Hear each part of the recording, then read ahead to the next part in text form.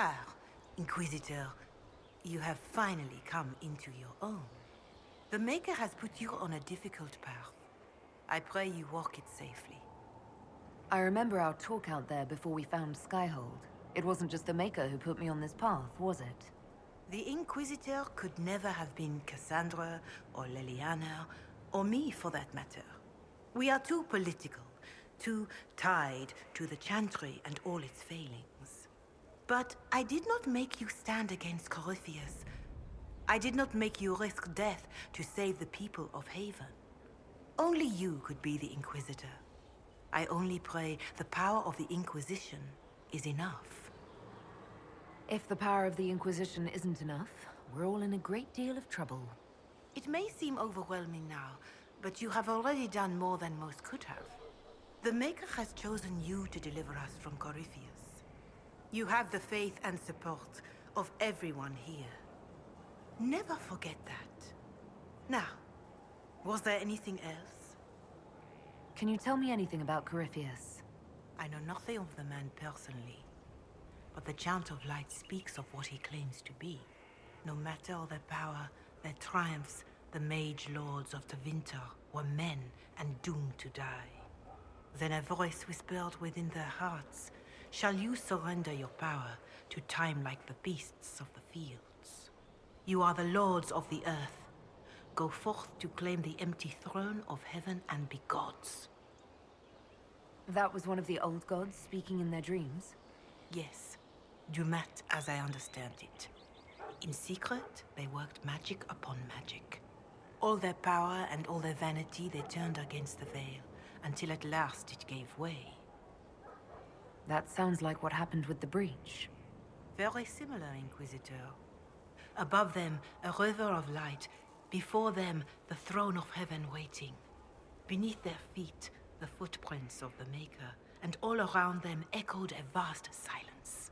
But when they took a single step toward the empty throne, a great voice cried out, shaking the very foundations of heaven and earth. Corypheus said he found only chaos and corruption. The Chant of Light says that it was beautiful until the Maker himself spoke. And so is the Golden City blackened with each step you take in my hall. Marvel at perfection, for it is fleeting. You have brought sin to heaven and doom upon all the world. Corypheus seemed so certain that he heard nothing. He described it as dead whispers. Bitterness, perhaps? He paid a high price for his crime. Violently were they cast down, for no mortal may walk bodily in the realm of dreams, bearing the mark of their crime. Walking bodily in the realm of dreams is exactly what Corypheus said he did. But the mark, could it be related to the mark I bear? I cannot say. Perhaps Andraste saw clearly and we misinterpreted her words. It was always taught that the mark they bore was the shape of Darkspawn. Bodies so maimed and distorted that none should see them and know them for men. That is all I know of your adversary, Inquisitor.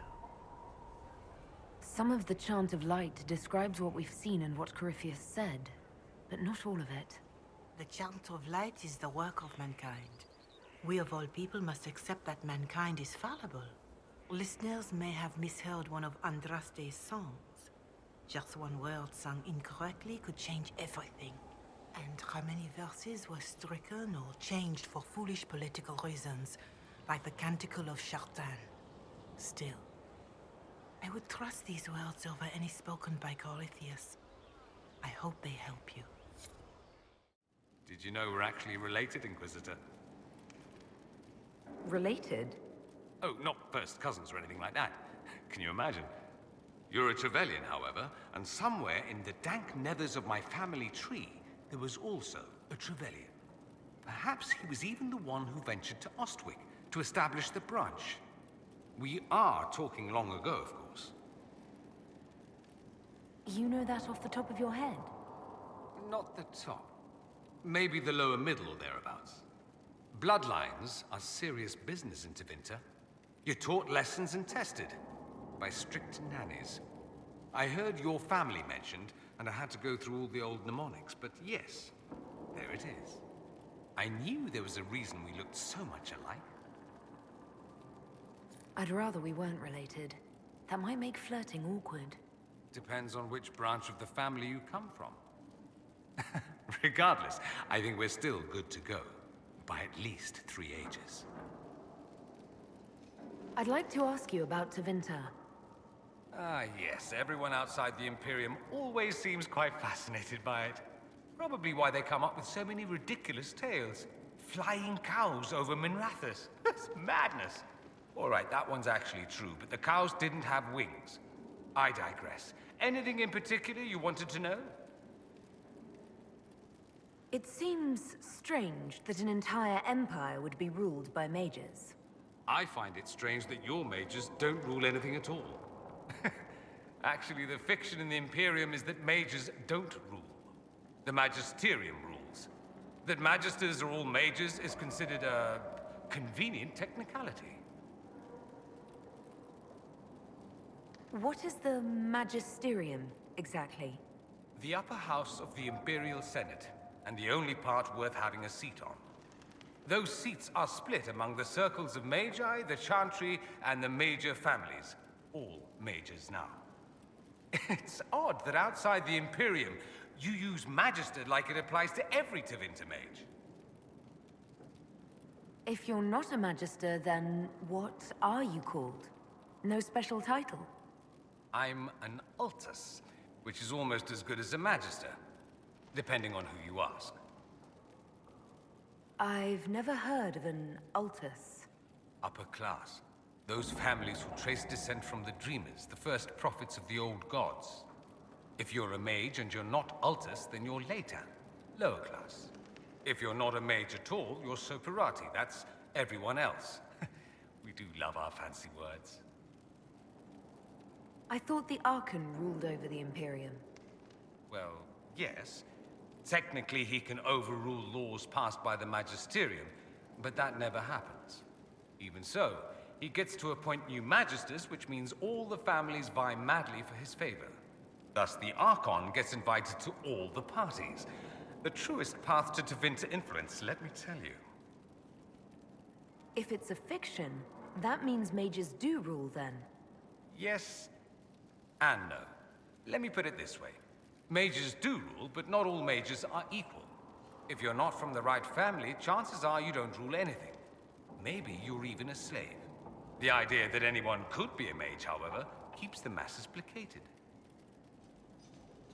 Can anyone be a mage?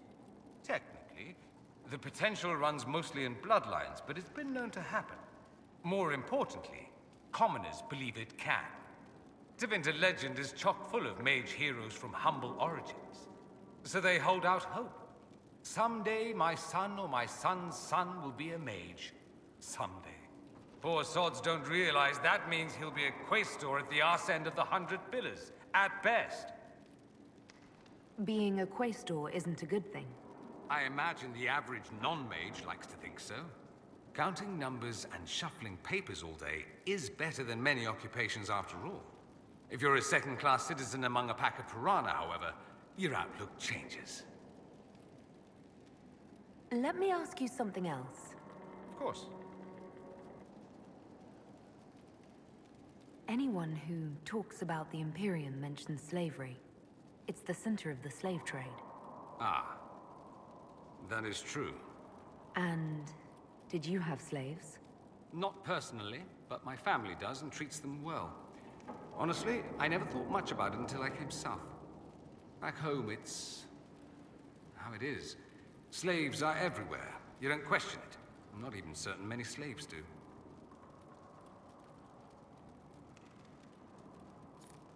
That's it. You don't question it. In the south, you have alienages, slums, both human and elven. The desperate have no way out. Back home, a poor man can sell himself. As a slave, he could have a position of respect, comfort, and could even support a family. Some slaves are treated poorly, it's true. But do you honestly think inescapable poverty is better? At least they're free. They don't have slavery forced on them. You think people choose to be poor and oppressed? I doubt it. I don't know what it's like to be a slave, true. I never thought about it until I saw how different it was here. But I suspect you don't know either. Nor should you believe that every tale of Tevinter excess is the norm. I'm wondering if the Imperium would be a useful ally. I'd think you'd be more concerned whether or not they'd support the Venatori. They won't, of course. At least, not officially. They'll disavow all knowledge of dangerous cultists. Secretly, many Magisters will rejoice at the idea. And if the South falls to chaos in the meantime, all the better. It would be in the Imperium's best interest to help. Surely it could use allies. I think the Imperium gave up on the idea of allies a long time ago. We've been fighting the Qunari for what, 200 years off and on? It's a point of pride that we go it alone. They'll sneer at the South behind their silk handkerchiefs and say, "You've had it easy for far too long." Let's not forget that the Inquisition seems to be an arm of the Orlesian Chantry. Anathema so far as they're concerned. We're not part of the Chantry. The Chantry opposed the Inquisition's formation. You think that matters? Don't be silly. The Herald of Andraste. Your very title smacks of the Southern Chantry. You may as well be a heathen. I think they're far more frightened what you'll do if you succeed. There's an Imperial Chantry, isn't there? With its own divine. You people aren't supposed to talk about the Black Divine, are you? If you mention him outside the Imperium, people make that face, like you're urinating in public. But yes, we do have the Chantry, or a version of it. Night and day comparing it to yours. Do you really call him the Black Divine? We don't call him that, oh no. In the Imperium, he's the true divine. The woman sitting on the Sunburst throne is some backwater pretender. It all stems from a disagreement over Andraste. Marvelous, isn't it? Why would they disagree over Andraste? It's not my field of expertise, but the Imperium believes Andraste was a mortal woman, a mage. Down south, they say, no, she's the bride of the Maker, ascended to his side, divine provenance, a blah blah blah. We feel better believing Andraste was one of us. Makes executing her less damning, you see. So we elected a man as divine, the South declared war, and we've been feuding cousins ever since. So, the Imperial Divine is always a man? All the better to distinguish him from that other one, yes. Don't think there aren't a number of female magisters who bristle at that. Why can't they be divine after all? Same reason you never see a man on the Sunburst throne.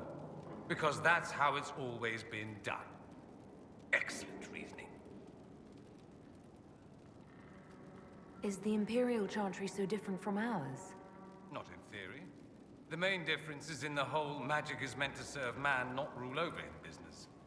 Back home, ruling the unwashed masses is serving them, for the good of the Imperium. Perhaps it started with good intentions, but these days it's academic. The circles are in command. There are circles of magi in the Imperium. We don't have dismal little mage prisons, if that's what you mean. They're academies, prestigious ones. We have Templars as well, but they don't cancel spells or whatever your Templars do. They're soldiers. They watch for abuse of magic, yes, but only those who are weak or who fall out of favor get dealt with. Mostly they enforce the Magisterium's edicts. The Chantry smiles and nods from the sidelines. Do you consider yourself Andrastian? The big question. It might surprise you that I do consider myself Andrastian.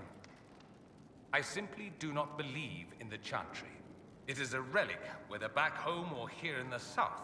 Something from a bygone age desperately clinging to relevance. It's not an opinion that makes me popular. I disagree. I don't think the Chantry's irrelevant. Not to most, no. Perhaps just to me. I'll say this. I may not believe in the Chantry, but I believe in you. In me? That the Maker sent you, whether through Andraste or fate. Cassandra is not wrong. You are what we needed most at the moment we needed it. That's what they will say in ages to come. You don't seem like the religious sort, to be honest. If you define religious as sitting in a chantry and listening to a blithering hen tell you how to live, then no. If you define it as believing in the possibility that something larger than yourself exists, then yes, by all means. The world is bigger than I, even bigger than you. It laughs at all the things we think we know. The Maker doesn't need me to believe, but I do. The thought of no one at all watching out for us is too frightening. Let me ask you something else. So many questions. Just how often is blood magic used there? Oh, not at all. Not at all. That's what any Magister would tell you. They'd be convincingly offended by the notion too. Of course, what people call blood magic here, and what we consider blood magic, are two different things. What's considered actual blood magic in Tevinter? Blood magic isn't inherently dangerous. Using your own blood or that of a willing participant, what's the harm? The problem is that what's permitted only gets you so much power. And what if you need more? You always need more. That's where we get into sacrifices and demon summoning. None of that is done. Not officially. Behind closed doors, it's a different story. Real blood magic can give you an edge, a leg up against your opponents. It's safe to assume that any mage of rank does it. The rest are quietly shut out of power, to put it bluntly. You'd think the Templars would object. I imagine they did, long ago. Once, their investigations might have been sincere. Then their balls were cut off. Too inconvenient. Nowadays, only the friendless are accused. And most of them probably innocent. There must be some mages who oppose this. Of course. I do. And I'm not entirely alone. Occasionally, there'll be a Magister who makes noise. And then the reform talk begins. All very patriotic. Meanwhile, that Magister will be quietly shunned. Chances are, surprise, it's learned he was a Maleficar all along. Most learn to keep quiet. Me? I enjoy the allure of pariahhood. That's all I wanted to know. Fair enough. You said Alexius was a mentor of yours. He was my patron, sponsoring me to the higher levels of the Circle of Magi. In return, my successes were his. I had a lot of successes, naturally. Alexius was most pleased. He and I used to talk over brandy about the corruption, how we could one day make real change in the Imperium. And then he gave up. He stopped trying. Why did he give up? On a journey to Hossberg, a Darkspawn raid killed his wife and sickened his son. I remember hearing the news. He hadn't been there, you see. Alexius was convinced he could have protected them. And the guilt tore him up. I helped him with his research for a while, and then we drifted apart. That must have been difficult. Back then, I was furious. I told him to snap out of it, move on. I thought I had all the answers. Later, I regretted my hasty words. But we didn't speak again until he approached me for the Venatori. Too much pride, I suppose. Plus, I was busy drinking. One must have priorities. I don't think that's it. You felt guilty because you couldn't help him. Clever you. I had a choice, you see. Wallow in self-pity or get away while I could. At any rate, he's dead now. More's the pity. It occurs to me that I barely know anything about you.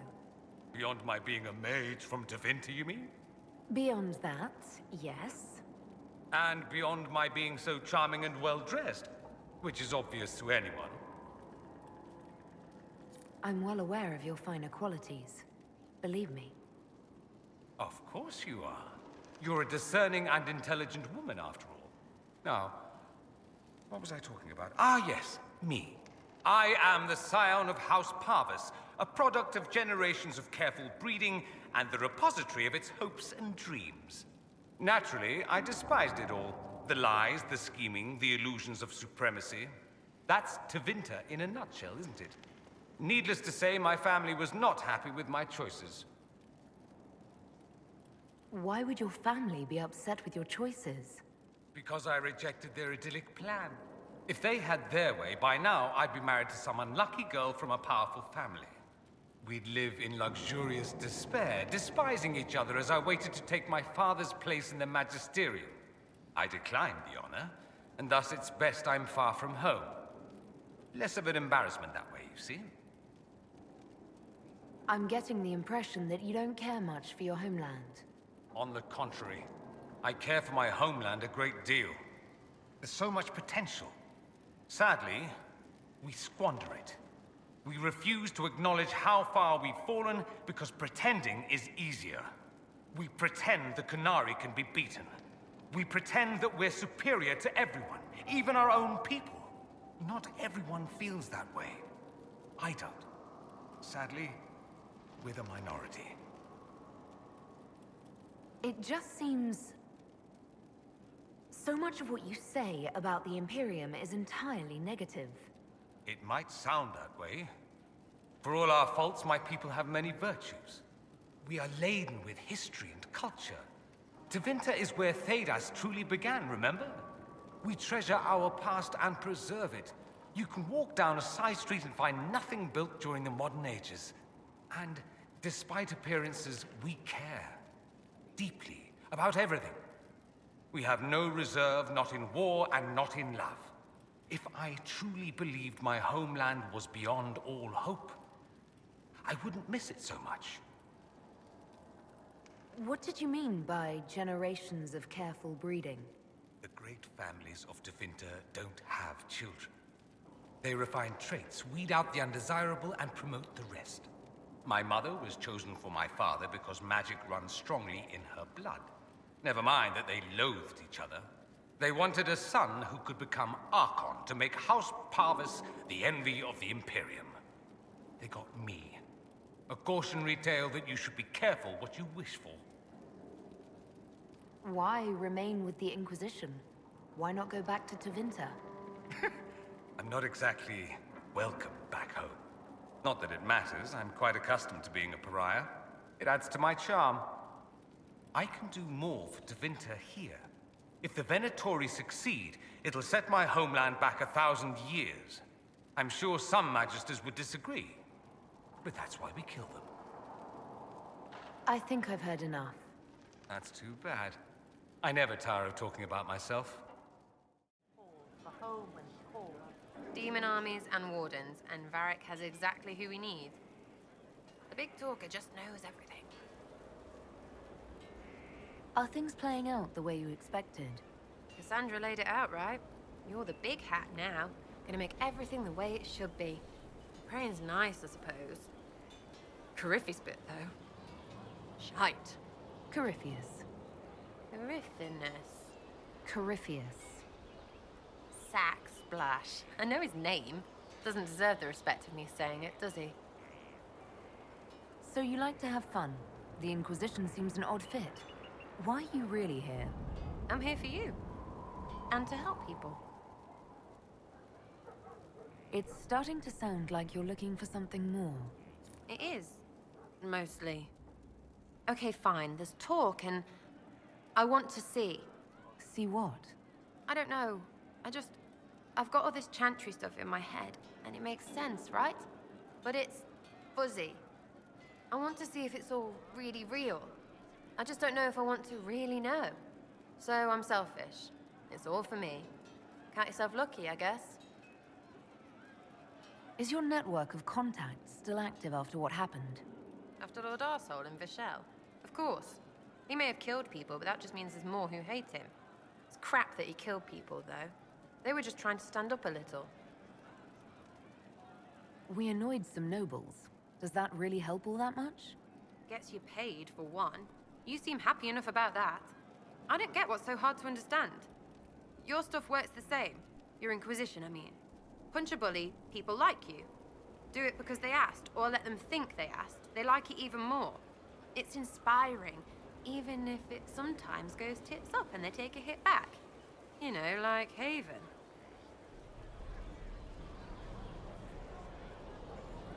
It must have gone wrong before. How many times have you almost died? What fight were you in? We didn't almost die. Besides, I only have to start these punch-ups. What do you mean? You killed Harmond. Sure, sometimes I plonk one, but you know what it takes to be a noble? Everyone says, he's a noble. That's all a title is. So I slap someone, make them look stupid for just a second. All of a sudden, he doesn't look so nobly or scary. Maybe the servants rebel, whatever. But know what really gets them? Other nobles. They blame the slappee for being slapped. Their shit's like that. So it's backwards inspiration. Sort of.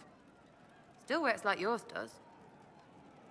So, you think that what you do is just as inspiring as what I do? I said it works the same. Because if you're boot on your neck poor, nobles and courtiers don't look much different. They sure as piss look closer to each other than they do to real people. So yes, I inspire. Little pockets of inspiration. You really work hard to make it seem like what you do makes sense. Right, because sense is what everything makes. Look at you, making sense. A Coryphilus and his sky hole. Sense is not required for stuff to happen.